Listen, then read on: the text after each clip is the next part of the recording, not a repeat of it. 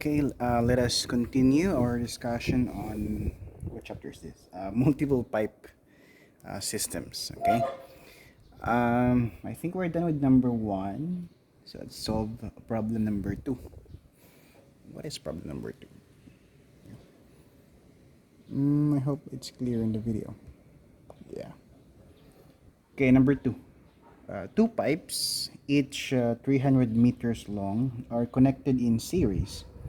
The flow of water through the pipes is 150 liters per second with a total friction loss of 15 meters. If one pipe has a diameter of 300 millimeters, what is the diameter of the other pipe?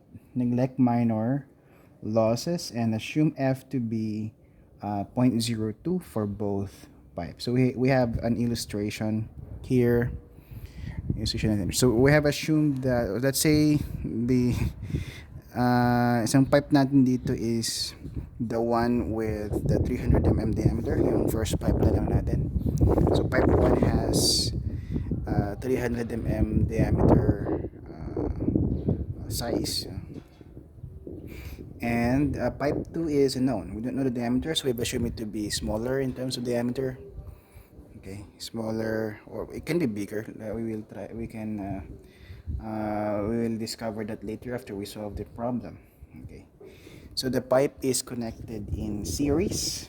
Okay, so let's try to establish the equations of discharge and equation of discharge and equation for head loss. So they are connected in series, so obviously the discharge at pipe 1 is also equal to the discharge at pipe 2, which is also equal to the discharge in the entire system, let's say Q.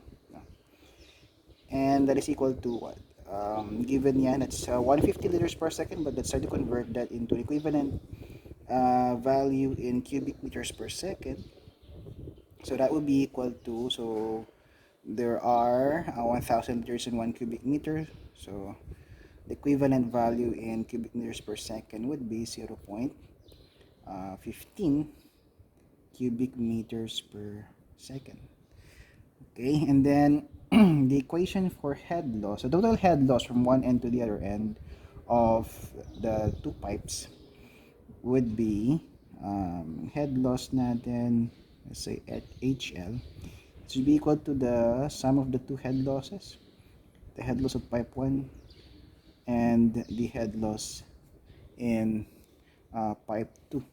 Okay, so and the total head loss is 15 meters. So we have two equations here. So ang unknown natin is the diameter of the other pipe. Okay, what would be the diameter of the other pipe? Okay, I think so we're going to use this equation. Given naman na yung discharge natin, so we can use this equation. Express HF1 in terms of the diameter of given naman diameter ng first pipe, so we can express HF1 in terms of diameter of the first pipe, and then express HF2 in terms of the diameter of the second pipe, which is unknown, no? So let's do that. So we have total head loss is 15 meters. It's equal to HF1. What is HF1? F friction factor in given, so obviously we are going to use the Darcy-Weisbach formula. So we have 0.0826, F is 0.02. The length of pipe 1 is 300 meters.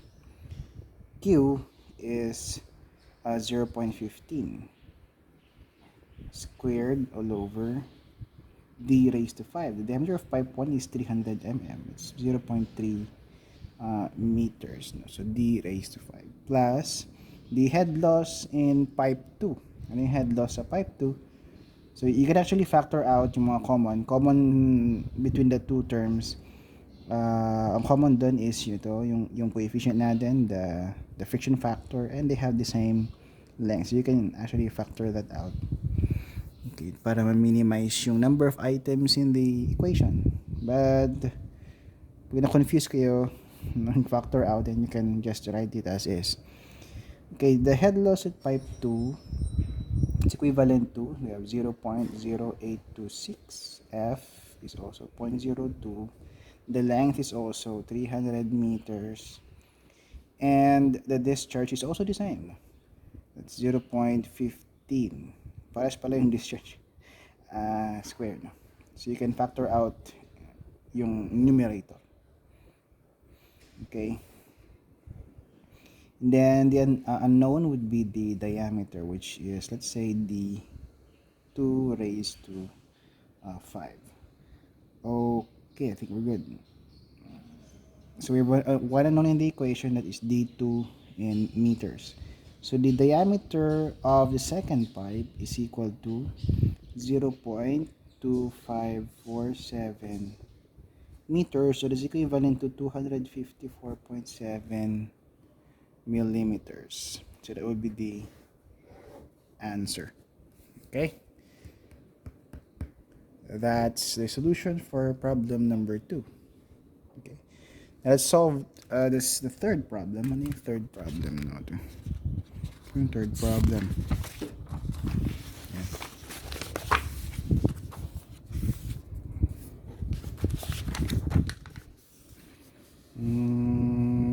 Okay.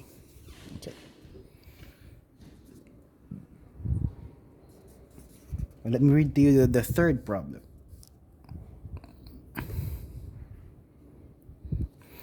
A pipe consists of pipeline 1 from A to B. From A to B. Then at B, it is connected to pipelines 2 and 3, where it merges again at point C to form a single pipeline 4 up to joint D. Pipelines 1, 2, and 4 are in series connection, whereas pipelines 2 and 3 are parallel. If the flow rate from A to B is 10 liters per second, and assuming F is equal to 0.02 for all pipes, determine the flow in each pipe and the total head loss from A to D. Now, this should be capital letter A. From A to D. Ayan. So we have, so wala yan natin. So ito yung ating figure for problem number 3. Sinali ko na lang dyan. But you have to understand the problem and then draw the figure. Dito binigay ko na lang. May mag-drawing. Okay. So pipelines, pipeline 1, that's from A to B. So this is one pipe. And then pipe ito, so from B mayroon siyang branch, nagkaroon siya ng 2 branches. It's branch 1, branch 2 and branch 3. Ito, 2 pipes, and then nag-join ulit siya sa junction C, and then nag-terminate siya sa may junction D. Okay, so let's try to examine or establish the equations for discharge and head loss. So ano equation ng discharge natin? So Q1 or Q in this case, ito is equal to Q1. It should be equal to, since nahati, hindi naman nahati na exactly half, pero sige, hati siya, yung ibang volume or discharge napunta sa pipe 2, then napunta sa pipe 3 yung ibang discharge. So basically Q1 is equal to Q2 plus Q3, and then nag-join ulit sa junction D. So that is also equal to Q4. So observing the law of continuity of flow. So this is equal to, given atin discharge natin. Is it given? Oh yeah, it's 10 liters per second in discharge ng entire system. So we will be working on this equation later on. And then what else? The equation for head loss. Ano yung head loss natin? So yung head loss, to the total head loss, I say the total head loss, the head loss from A to D, let's say HL, ano ba yung notation ko sa module? HF, sorry. A to D is equal to naka-series yung pipe 1, 2, and 4. Or naka-series din, parang naka-series na rin yung 1, 3, and 4. No? Since pipes 2 and 3 have the same head loss. No? So you can either analyze or include in the equation either pipe 2 or pipe 3. Ano? So HFA to D is equal to HF1 plus either HF2 or HF3 since they are the same. HF2 plus HF4. Or we can also have or na lang. HFA to D is equal to HF1 plus HF3 plus HF4. Why? So ito, because HFB to C is also equal to HF1, equal din yan sa HF1 today. I'm sorry, this should be HF2. HF head loss from B to C is equal to HF2. Yan. Equal din yan sa HF3. So we can use either the head loss at pipe 2 and pipe 3. We can confirm that later if we already know the discharge in each pipe.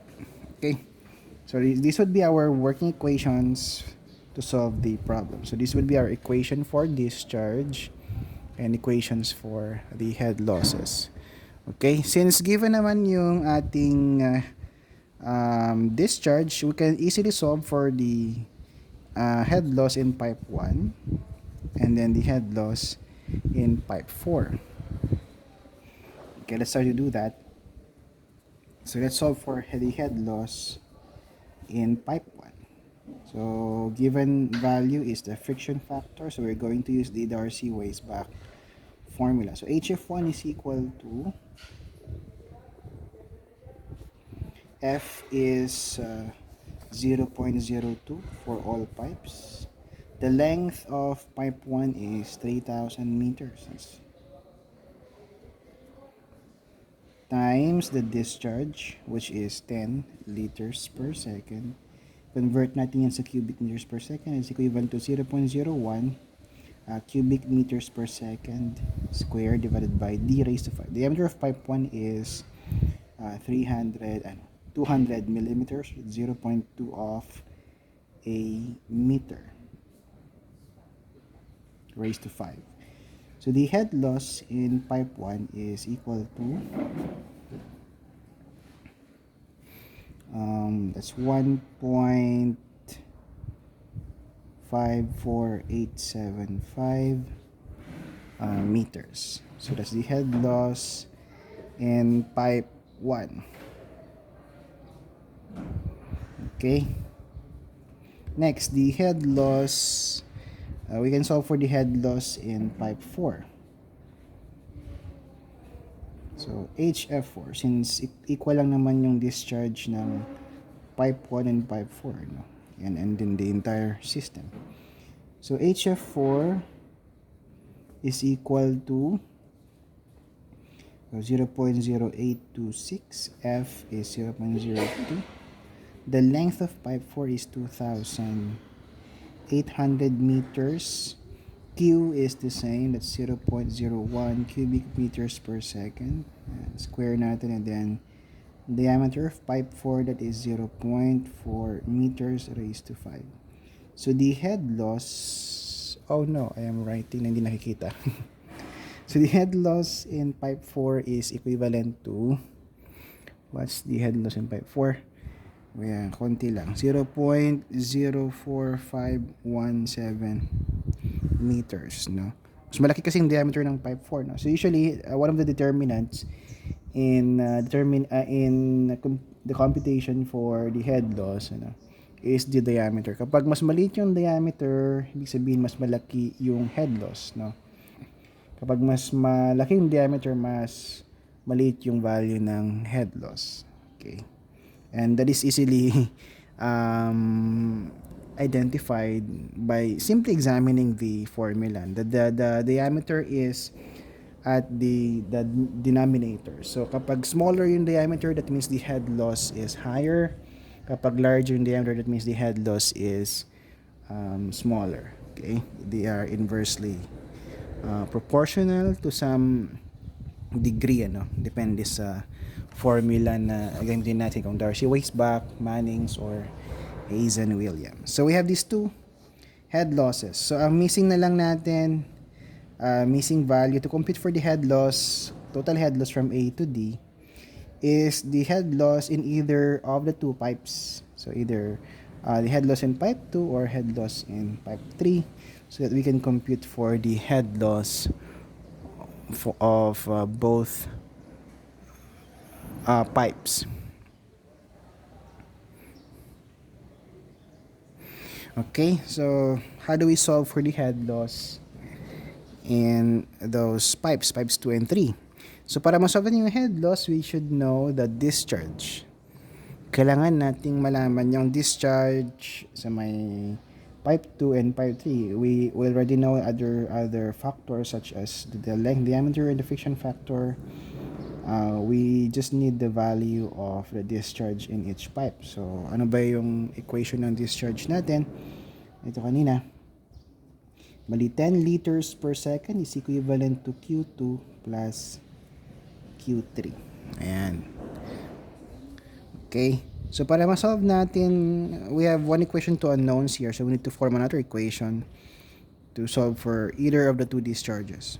So maybe we can express Q3 in terms of Q2 so that we will have one unknown in the equation and later on solve for Q2, after which we can solve for Q3. So how do we where would we get the other equation?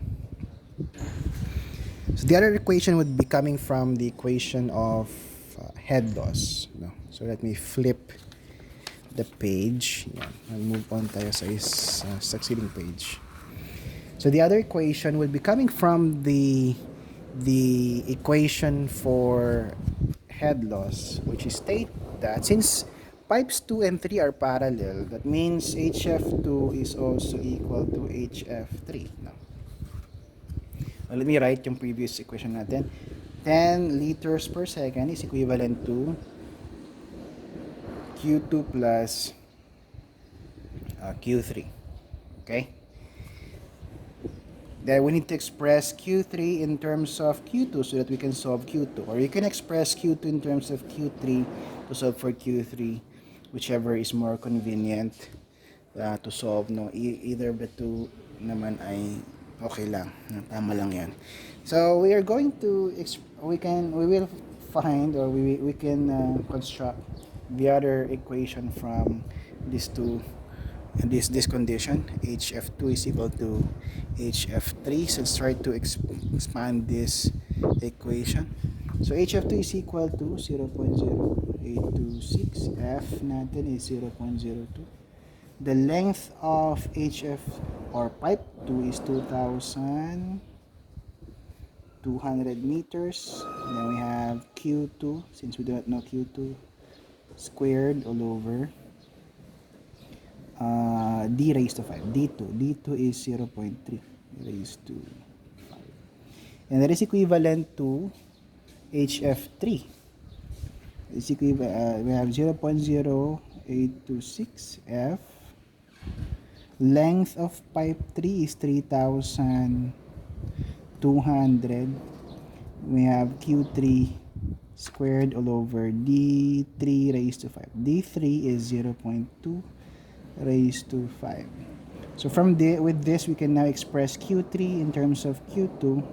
Let's just cross multiply, extract the root, and then we will be arriving with the value of Q3 in terms of Q3, and that is equivalent to 0.3 of Q2. Okay? So, lagi na mag-simplify. Cross multiply and then extract yung root kasi naka-square yung quantities natin. So, with that, we can now solve for Q2. So, i-substitute natin to dun sa equation natin kanina. Ayan. So we have 10 liters per second is equal to Q2 plus Q3, which is equal to 0.3 of Q2. So we have one unknown in the equation. So Q2 is definitely equal to, what is Q2 then? 7.69 liters per second. And then i-substitute natin ito dito sa equation natin, or you simply subtract 10 and 7.69. So Q3 is equal to, so ito na lang, mas simple, 0.3 of Q2, which is 7.69. So Q3 is equal to 2.31 liters per second. Now with these discharges given na, no, na-solve na natin itong mga discharges, you can now solve for the head loss in pipes 2 and 3. So we can use any of the two pipes to solve for the head losses, no? So maybe we can use which do you want? HF2 na lang, no? HF2. So the total head loss, so unknown din pala tong ano, required pala sa problem yung mga discharges. So these will be our answers for the discharge in pipes 2 and 3. And then to solve for the total head loss, we can use the equation HFA to D is equal to HF1 plus HF2 plus HF4. So you can also use HF3 if you want. Anyway, ano na natin yung discharge doon. So let's solve for HF2.